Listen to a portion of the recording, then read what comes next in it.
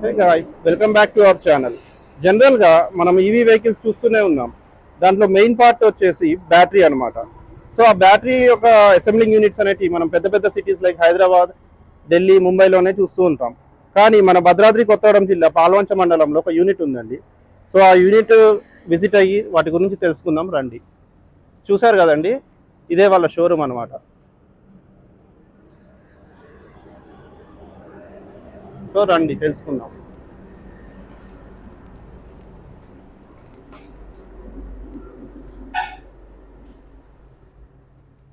Hi sir, good afternoon.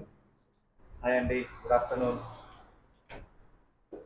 Okay, మా కోసం మా వ్యూవర్స్తో ఒక వాల్యుబుల్ ఇన్ఫర్మేషన్ షేర్ చేసుకోవాలనుకుంటున్నాం అండి. ఓకే, సో మీ కోఆపరేషన్ అనేది ముఖ్యమండి.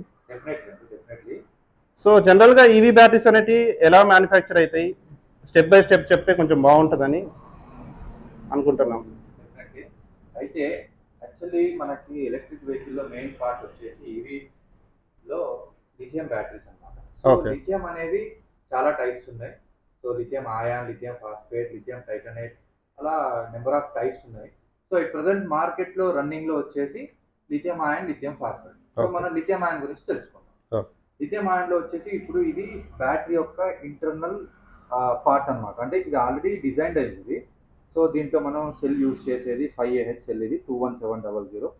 ఈ సెల్ని మనం ఇలా సెల్ హోల్డర్స్లో ఫ్రేమ్ చేసుకొని, ఫ్రేమ్ అంటే ఎలా అంటే దాని యొక్క సిరీస్ మీద డిపెండ్ అవుతుంది.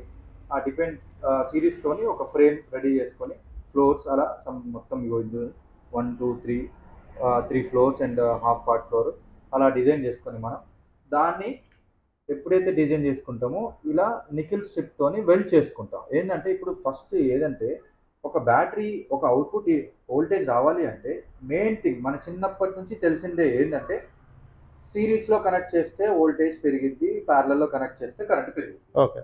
సో మనం ఏదైతే బ్యాటరీని రెడీ చేద్దాం అనుకుంటున్నామో ఆ బ్యాటరీ దాని యొక్క వోల్టేజ్ డిజైర్ ఏహెచ్ని మనం డిజైన్ యాజ్ పర్ ఆర్డర్ పైన క్యాలిక్యులేషన్ చేసుకొని ఓకే. ఆ విధంగానే మనం ఈ ఫ్రేమ్ని రెడీ చేసుకోవాలి.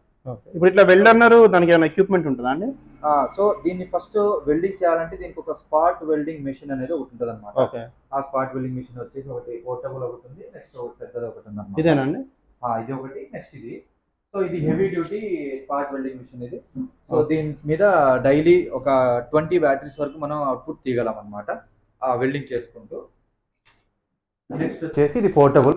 ఏదైనా ఫ్లోర్ క్రిటికల్ కండిషన్లో ఉన్నప్పుడు మనకి ఏంటంటే మౌల్డింగ్ టైప్లో ఉంటుంది కాబట్టి ఈ ఈ యొక్క మిషన్ కూడా మనం యూజ్ చేసుకోవచ్చు.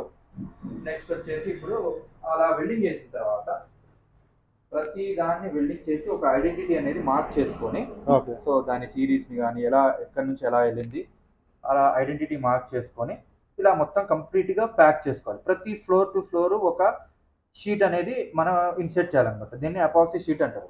ఇది ఎందుకంటే ఫ్లోర్ టు ఫ్లోర్ ఒక ఇన్సులేటింగ్ టైప్లో బిహేవ్ చేస్తుంది, షార్ట్ అవ్వకుండా. ఎలా అంటే ఇప్పుడు మన సెల్స్ ఒకదానికి ఒకటి షార్ట్ అవ్వకుండా ఇన్సులేటింగ్ టైప్లో దీన్ని ప్రొటెక్ట్ చేస్తారు అనమాట. ఫస్ట్ ఆఫ్ ఆల్ అలా చేసే ముందు దాని లోపల ఒక హీట్ టేప్ అనేది కూడా మనం పేస్ట్ చేస్తాం. ఇది హీట్ టేప్ అన్నమాట. దీని ఒక ఇంత డిజైర్ టెంపరేచర్ వరకు ఇది బేర్ చేస్తుంది. టెంపరేచర్ అబోవ్ 100 degrees వరకు కూడా ఇది బేర్ చేస్తుంది అనమాట. ఆ బేర్ చేసే దాన్ని మనం ఇక్కడ పేస్ట్ చేసుకొని దానిపై నుంచి డబల్ సేఫ్టీ కింద ఈ ఎపాక్సీ షీట్ని ఇన్సర్ట్ చేసి ప్లేస్ చేసి అప్పుడు ఫ్లోర్ అనేది మనం డిజైన్ చేస్తాం. ఓకే. ఓకే, ఇప్పుడు వచ్చేసి ఇది బ్యాటరీ ఉంది చూసారా, ఇది ఇంత చిన్నగా ఉంది, ఇది ఎంత ఏహెచ్ అనేది మీకు ఒక డౌట్ రావచ్చు. ఇది 48 volt 75Ah బ్యాటరీ.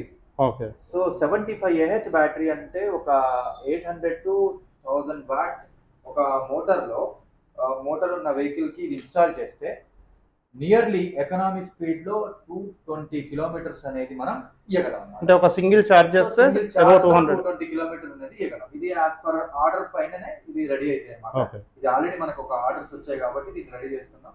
సో అదే టైంలో మీరు కూడా కోఇన్సిడెంట్ గా వచ్చారు, మీకు ఇది ఒక బ్యాటరీని చూడడానికి అయిందనమాట.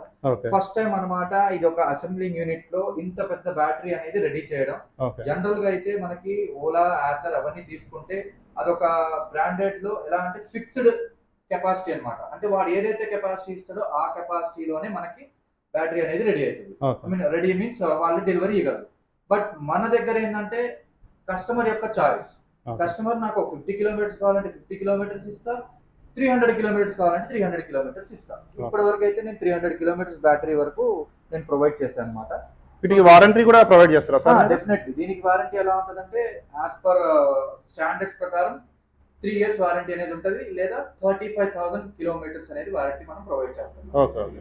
సో ఇంకోటి ఏంటంటే వెహికల్స్ రన్నింగ్స్ లో ఈ మధ్య చూస్తూనే ఉన్నాము, అట్లా ఫైర్ అవ్వటం అట్లాంటివి ఏమన్నా వస్తాయా సార్? అది ఏంటంటే సార్, ఒకటి ఇవాళ ఉన్న జనరేషన్ లో ఏ వస్తువు అయినా సరే మన హానికరం. ఓకే.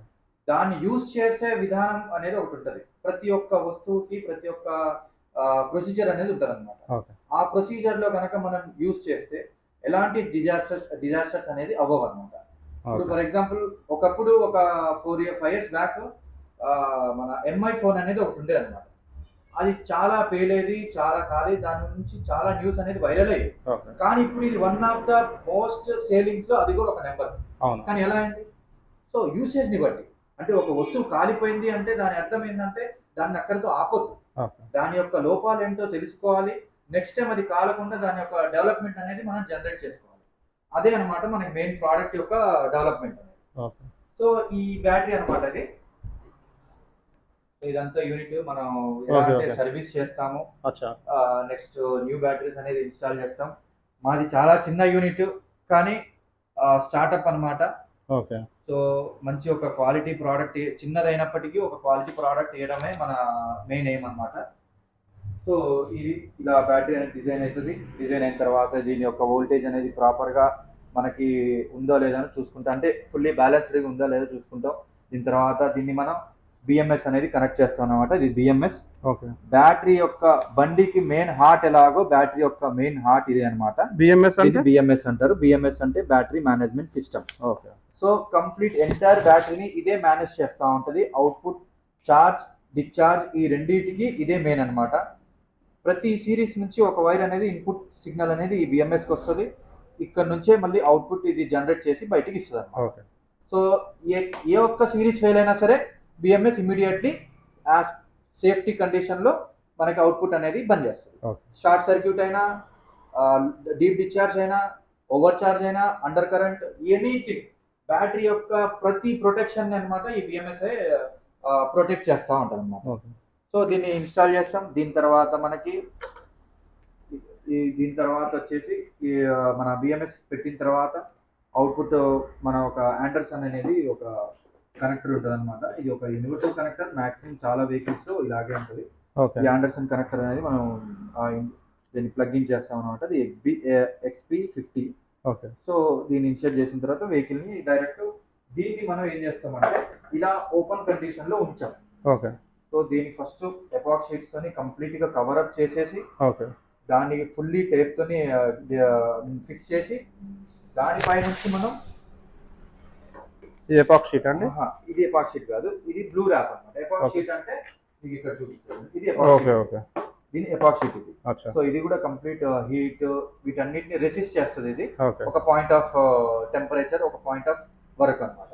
సో దీంతో కంప్లీట్ గా దీన్ని కవరప్ చేసేస్తాం. ఎక్కడ దేనికి ఏది షార్ట్ అవ్వకుండా కవరప్ చేసేసి దాని తర్వాత కూడా మళ్ళీ ఈ బ్లూ ర్యాప్ తోని కంప్లీట్ గా దీన్ని తొడిగి ఆ బ్లూ ర్యాప్ తోని హీట్ సింక్ తోని కంప్లీట్ గా ఒక దగ్గర చేసి మనం ఇలా తయారు చేస్తాం అన్నమాట.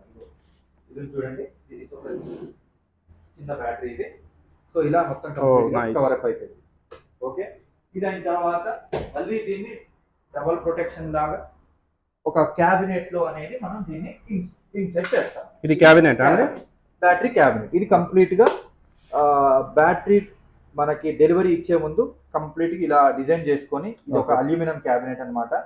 ఇందులో ఇన్సెట్ చేసి బ్యాటరీని ఈ సెటప్ ని ఇందులో పెట్టేసి దీనికి మన ఏమంటారు వాటర్ సీల్, నెక్స్ట్ ఎలాంటి లోపలికి మాయిశ్చర్ అనేది ఫామ్ అవ్వకుండా కంప్లీట్ ఎయిర్ టైట్ కింద దీన్ని ఫిక్స్ చేసి స్టిక్కరింగ్ అనేది ఏదైతే కంపెనీకి కావాలో ఆ కంపెనీ స్టిక్కరింగ్ అనేది ఇచ్చేసుకొని, ఇది యాక్చువల్లీ ఇది మా కంపెనీ అనమాట, ఈవీఎంట్ ఎనర్జీ లిథియం బ్యాటరీస్. ఇలా స్టిక్ చేసి ఫస్ట్ ఈ డెలివరీ ఇచ్చే ముందు ఇలా రెడీ చేసిన తర్వాత బ్యాటరీ యొక్క ఏజింగ్ కూడా మనం క్యాలిక్యులేట్ చేస్తాం. ఏజింగ్ ఏంటంటే అసలు ఈ బ్యాటరీ డిజైన్ అనేది ఫర్ ఎగ్జాంపుల్ 28Ah కదా, ఇది యాక్చువల్గా 28Ah అవుట్పుట్ ఇస్తుందా లేదా. ఓకే. ఎందుకంటే మనకి కస్టమర్కి వన్స్ ఒక్కసారి డీలర్ దాని తర్వాత ఎండ్ యూజర్ కస్టమర్కి వెళ్ళిన తర్వాత ఇష్యూస్ రాకూడదు మైలేజ్ గురించి ఏదైనా. సో దాని గురించి మనం ఏం చేస్తామంటే దీన్ని ఒక డిశ్చార్జ్ చేసి దీని యొక్క ఏజ్ అనేది కరెక్ట్ క్యాలిక్యులేషన్ వచ్చింది అంటేనే మనం ఈ బ్యాటరీని బయటికి డెలివరీ ఇచ్చేస్తాం అనమాట. ఇది మన ఒక lithium battery. Okay okay. Charger కూడా మీరే ప్రొవైడ్ చేస్తారండి మీ కంపెనీ? బ్యాటరీతో పాటు చార్జర్ అనేది కామన్, బట్ అది చార్జర్ మనం రెడీ చేయం. థర్డ్ పార్టీ వెండర్స్ తోని మనం ఇంపోర్ట్ చేయించి అక్కడ నుంచి మనం డిస్ట్రిబ్యూట్ చేస్తాం అన్నమాట. సో ఇది మన యొక్క కంప్లీట్ యొక్క lithium battery process, assembling process. The complete assembling process, it's not a manufacturing, assembling. Okay okay. ఎందుకంటే మనం కంప్లీట్ ప్రతి ఒక రా మెటీరియల్ మనం బయట నుంచి ఇంపోర్ట్ చేసి as per desire condition, I mean as per valuation తోని దాన్ని రెడీ చేసి సర్టిఫికేషన్ చేసి ఇస్తారు. సర్టిఫికేషన్ చేసి కస్టమర్ డీలర్స్ అనేది ప్రొవైడ్ చేస్తారు. డీలర్స్ అనేది కస్టమర్స్. చాలా థ్యాంక్ యూ సార్, మంచి ఇన్ఫర్మేషన్ ప్రొవైడ్ చేశారు. Thank you very much. చూసారు కదండి, యూనిట్ చాలా చిన్నది అయినప్పటికీ క్వాలిటీ అండ్ సేఫ్టీ ప్రికాషన్స్తో ఉన్న బ్యాటరీస్ని విత్ వారంటీ ప్రొవైడ్ చేస్తున్నారు వీళ్ళు. So I really appreciate for this safe environment అండి. చూసారు కదండి, బ్యాటరీ అనేది ఇలా అయిందనమాట. ఓవరాల్గా అవుట్పుట్ వచ్చేసి ఇవి వచ్చేసి రిపేర్కి వచ్చినట్టు. Thank you friends, thank you very much.